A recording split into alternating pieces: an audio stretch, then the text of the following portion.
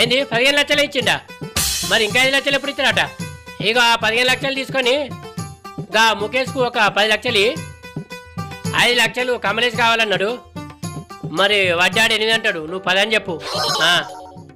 అట్లనే ఎల్లుండి గా షోరూమ్ గణేష్ 3 లక్షలు ఇస్తాడు వడ్డీ పైసలు, అవి తీసుకో. అన్నికైనా అవసరం ఉంటే వాడుకో. కానీ ఇక్కడ అంత మంచిదే. మర్చిపోకు మరి.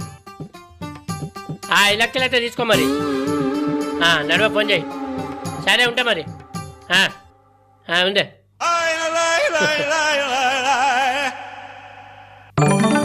పైసలే 20 లక్షలు వచ్చేది.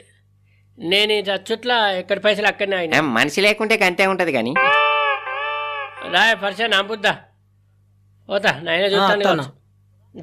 అవు పిల్లగా అలా 10 రూపాయలు పట్టిద్దరా?